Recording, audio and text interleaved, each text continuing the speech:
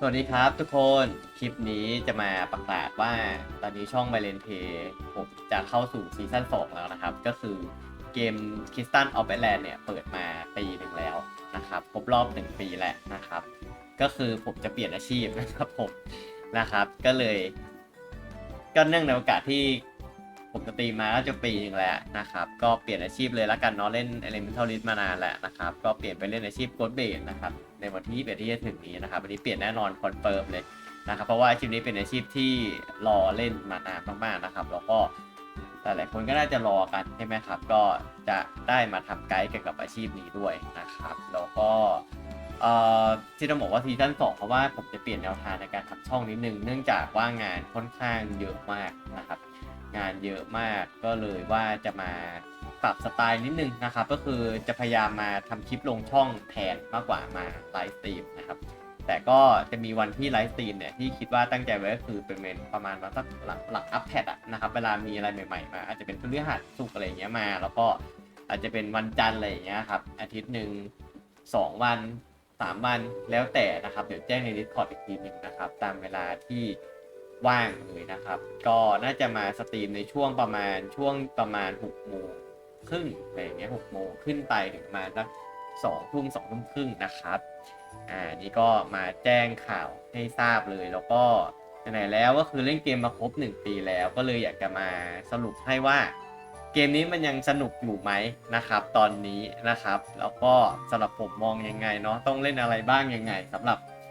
คนที่มาเล่นใหม่หรือคนเล่นเก่าที่เลิกไปนานแล้วอยากกลับมาเล่นหรือตอนนี้ยังเล่นอยู่นะครับก็คือฟังได้หมดเลยนะครับคือคลิปนี้อยากจะมาสรุปให้สำหรับเกมนี้นะครับแล้วเราก็ไปกันต่อนะครับก็คือตอนนี้เกมนะครับเกม Crystal of Badlands นะครับก็มีอัปเดตมาเยอะพอสมควรนะครับแล้วก็ทิศทางของเกมค่อนข้างดีนะครับเพราะว่าผมดูแล้วเกมรายได้ดีนะครับแล้วก็มีอัปเดตอาชีพมาเรื่อยๆเซิร์ฟตีนยังมีอาชีพอื่นนอกจากโค้ดเบสที่เข้ามาอีกนะครับแล้วก็มีอัปเดตกิจกรรมอะไรที่ให้มาแข่งขันให้มาเล่นกันนะครับเยอะแล้วก็เฟรนลี่กับคนที่ทั้ง คือก็จะท้ายด้านผู้เล่นที่สายแข่งขันแล้วก็สายชิลเติมแข่งไม่เติมแข่งเลยนะครับผมว่าเกมค่อนข้างโอเคแล้วก็ผมว่าตอนนี้ดันเจียนมีให้เล่นเยอะนะครับสำหรับคนที่มาเล่นใหม่อันนี้ผมพูดในมุมแบบเอ่อความสนุกของเกมละกันสมมุติว่าวันนี้เลยมาเล่นใหม่เลยนะครับแบบกิ้งเลยมาเล่นกับเพื่อนกัน4 คน8 คนอย่างเงี้ยนะครับเกมนี้เป็นเกมโคออปนะครับก็คือเนี่ยอันนี้ศึกทีมเนาะนะครับ เล่นกับเพื่อนมีให้เลือกหลายโหมดเลยนะครับนี่นะครับตั้งแต่ลุยเดี่ยวไปจนถึงการแข่งขันเลยนะครับตามระดับความยากเลยครับผมก็เวลาเล่นกับเพื่อนมันสนุกนะครับก็คือเคลียร์มิกเคลียร์อะไรไปนะครับผ่านไม่ผ่านก็ให้ยังไงเดี๋ยวก็ผ่าน มันเป็นเรื่องของความสนุกนะครับยิ่งยากยิ่งสนุกเกมครับง่ายก็ค่อยสนุกมากนะครับก็ผมมากับเพื่อน4 คน8 คนนะครับแล้วก็นัดกันลงดันอะไรกันก็ นี่เลยนะครับมีโหมดให้เล่นนะครับอยากโซโล่ลุยเดี่ยวก็เล่นได้นะครับเกมนี้คอมมูนิตี้ดีนะครับมีคนเล่นเยอะอยู่นะครับแล้วก็เมื่อกี้ผมก็รับคนเล่นใหม่เรื่อยๆมาสอนมีคนคอยพาแบกคอยเล่นอะไรอย่างเงี้ยนะครับมาได้เลยนะครับมีคอมมูดีๆอยู่นะครับก็เรียกว่ามีมีเพื่อนเล่นแน่ๆสำหรับการลงดันไม่ต้องกังวลเรื่องค่าพลังอะไรมากมายยังไงนะครับก็เล่นไปตามเกมเลยนะครับเกมค่อนข้างแจกเยอะแล้วก็เกมนี้อย่างหนึ่งนอกจากโคออปก็คือเป็นส่วนของ PVP 11 33อย่างเงี้ยนะครับตอนนี้ก็ยัง enjoy ส่วนตัวผม enjoy กับการเล่น11กับ33มากๆนะครับ33ไม่ค่อยมีคนกดเล่นเท่าไหร่เนาะแต่ก็จะมีโหมดไอ้ศึกชิงอำนาจให้เล่นนะครับเป็นอีเวนต์เนาะนะครับ11ก็ว่างๆก็มากดเล่นนะครับแต่โดยรวมๆผมเป็นคนไม่ได้เล่นถูกหนักมากอยู่แล้วนะครับก็คือชอบเล่นนะครับชอบเล่น PVP เลยนะครับก็มีโหมดตรงนี้ไม่นับของนะครับแล้วก็จะมีโหมดนับของเหมือนกันนะครับ33นับของศึกชิงอำนาจอย่างเงี้ยแล้วก็สงครามเหมืองนะครับเนี่ยตอนนี้ก็น่าจะลุยกันอยู่นะครับสงครามเหมืองนะครับสงครามเหมืองตรงนี้นะครับนี่จะเข้าสู่ซีซั่น4ของสงครามเหมืองแล้วนะครับก็คือตอนนี้ได้ที่2นะครับสรุปมาแล้วนะครับเซิร์ฟม้าหมุน1เซิร์ฟคนไทยเราได้ที่2นะครับสำหรับซีซั่นนี้นะครับนะครับเพราะงั้นก็ใครมาเล่นใหม่ก็เข้าม้าหมุน1ได้นะครับก็แนะนำให้มาลงรวมกันไว้นะครับอันนี้ก็คือเป็น28 vs 28นะครับแล้วก็หลายช anel ถ้าเกิดมีคนเยอะพอนะครับก็คือก็หลายแนว นะครับถ้ามี50กว่าคนก็เป็นแนวเปิดไปเลยเปิดแนว2อะไรอย่างเงี้ยนะครับผมก็นัวนะครับเกมนี้ก็คือสู้กันนัวมากเลยนะครับแล้วก็ของที่นับหลักๆเลยแล้วก็มีสนามโบราณของรบโบราณตรงนี้นะครับก็คือ16 vs 16ครับนับของเหมือนกันแต่ว่านับในส่วนรีบวกตรงนี้นะครับแล้วก็ตรานะครับไอ้ส่วนออปชันข้างล่างนี้อะไรพวกนี้ไม่เกี่ยวนะครับเพราะงั้นก็จะแยกกับโหมดที่เป็นศึกทีมปกติไอ้ศึกที่แบบลงดันปกตินะครับอันนี้โอเวอร์ออลนะครับให้เห็นว่าเกมนี้คือทั้งลงดันแล้วก็นะครับ PVP มีครบรถเลยนะครับเล่นได้นะครับแล้วก็เกมมีอัปเดตเรื่อยๆนะครับการทำของก็คือเป็นเกมแนวทำของนะครับก็สำหรับคนที่อยากให้ตัวละครมันเติบโตขึ้นเรื่อยๆนะครับก็คือมันไม่ได้ปรับแน่นอนนะครับก็คือเน้นทำของแบบสะสมไปเรื่อยๆเนี่ยสะสมหินตอนลุ้นมันดอกความสนุกคือมันลุ้นดวงมันจะดอกไหมอย่างเงี้ยตีบวกมันลุ้นมันตีติดไหมอะไรอย่างเงี้ยครับก็คือได้เลยนะครับนะครับกิจวัตรประจำวันของเกมนี้คือเกมนี้มันไม่มีออโต้แต่ว่านะครับผมก็ยังแฮปปี้กับมันอยู่ตรงที่ว่ามันใช้เวลาเล่นวันหนึ่งไม่ได้เยอะนะครับคือการเคลียร์ energy เนี่ยนะครับอย่างเงี้ยมาเคลียร์ energy เนี่ยมีอยู่840 energy เนาะนะตอนนี้นะครับเอาไว้ฟาร์มหาตังค์มาตีบวกครับซื้อของอะไรอย่างเงี้ยนะครับ400มันตัวหนึ่งเนี่ยมันใช้140ไม่ใช่140 energy ต่อตัวใช่ปะคุณควรจะซัดตัวเดียวเลยก็ได้นะครับแต่ผมแนะนำว่าให้ทำตัวรองมาแล้วเล่นดีกว่าใช้เวลาเท่ากันครับเล่นตัวเดียว840 energy มันก็กดตามจำนวนรอบไปเนี่ยรอบหนึ่งไปละ100 G 50 G ว่าไปแล้วแต่ว่าลงนรกหรือพิชิตเนาะส่วนใหญ่ผมจะลงพิชิต2รอบครับถ้าตามสูตรผมนะพิชิต2รอบนรก1เพื่อประหยัดค่าตั๋วครับนะครับเนี่ยใช้ตั๋วนี้มันตั๋วละ1,000เองแต่ตั๋วนี้มันตั๋ว 3,000 นะครับแล้วก็ได้อันนี้ฟรี100 อันแลกแต้มกองเรือได้อีกแลกแต้มกองเรือได้อีกตรงนี้นะครับก็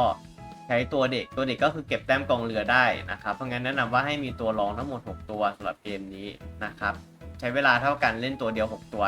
มากกว่านิดนึงก็ได้เพราะว่ามันเสียเวลาโหลดแมปนะครับแต่ว่าได้ตังค์เยอะกว่านั่นเองนะครับการเล่นตัวรองเนี่ยไม่ได้ใช้เวลาเยอะเลยนะครับก็คือเกจีคือพอกันนะครับส่วนลงดันตัวไม่ต้องลงเลยนะครับซื้อนี่เลยใบลัดดันนะครับกดรับของเลยเพราะงั้นเนี่ยตัวรองก็ต้องมีนะครับเพราะว่าคนมีกับไม่มีต่างกันเยอะแล้วก็มันไม่ได้เหนื่อยครับก็คือกดใบลัดดันไปมันก็ได้ของรางวัลดันเจียนแล้วนะครับนะครับแล้วก็ตัวรองเอาไปลงอารีนาอันนี้2อาทิตย์ได้ตังค์ทีนึงตรงนี้อีกนะครับลงอันนี้ก็ประหยัดตั๋วอีกนะครับเพราะว่าตัวรองสามารถเซ็ตกองเรือแรกตั๋วพิชิตได้อีกนะครับ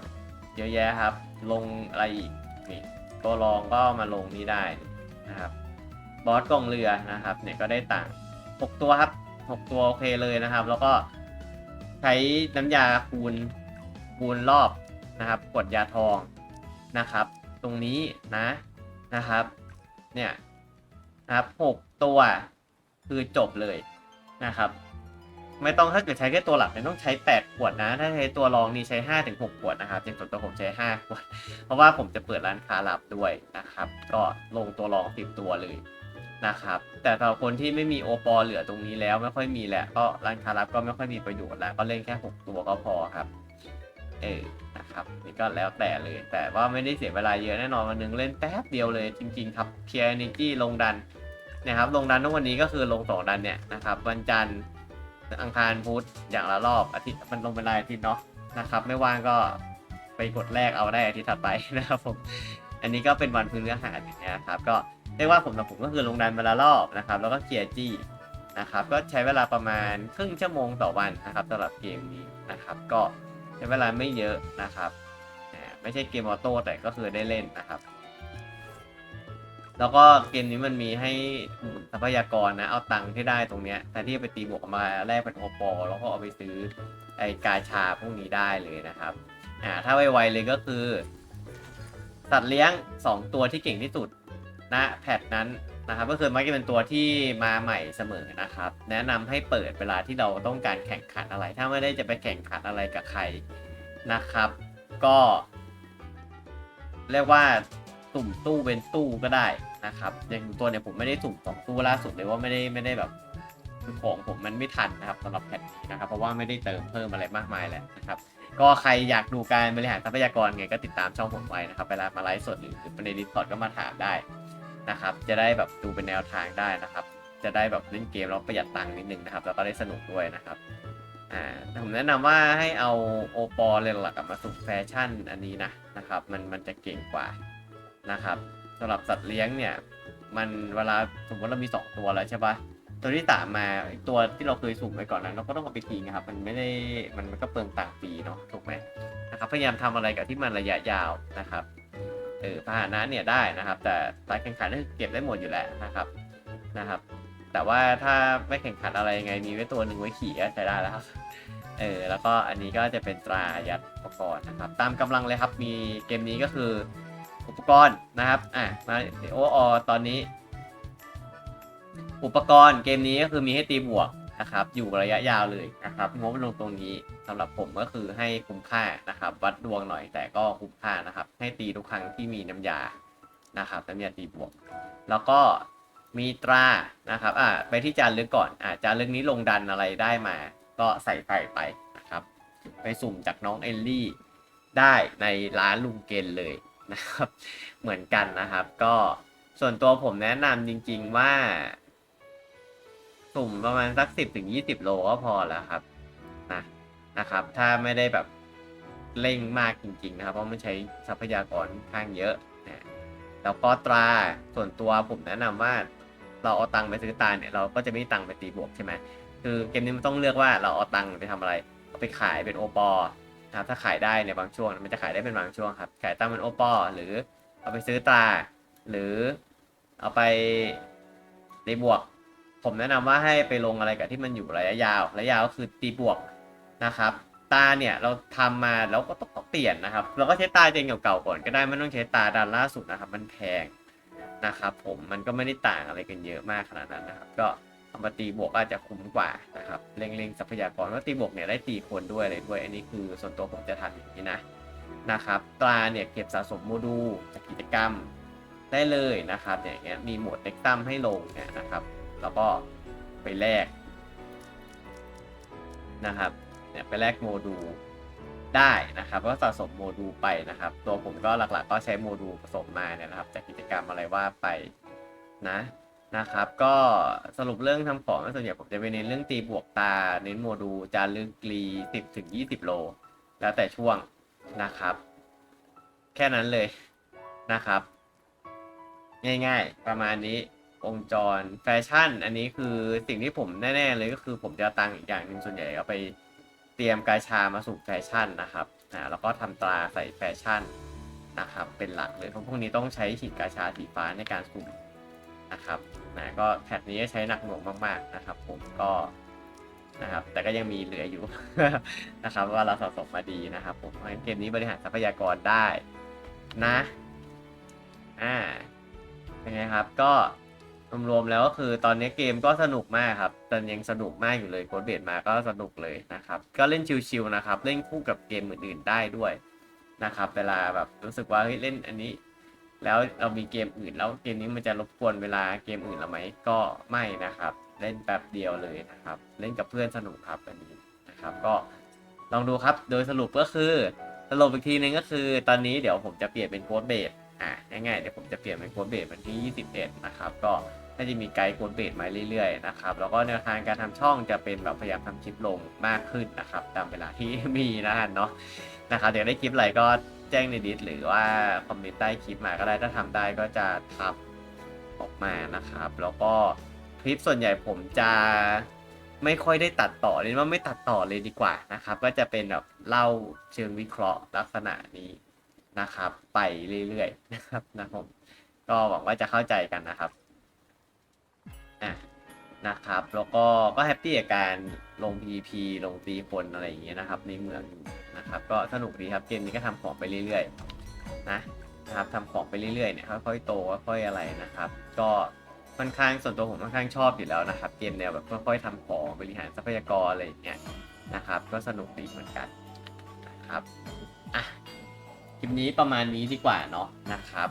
ก็ขอบคุณที่มารับชมนะครับทุกคนก็หวังว่าจะเล่นเกมกันให้สนุกนะครับมีคำถามอะไรก็ถามได้เต็มที่เลยนะครับใครไม่เข้า Discord ก็ เข้า Discord กันมาได้นะครับทีนี้ก็ประมาณนี้ครับบ๊ายบายครับทุกคน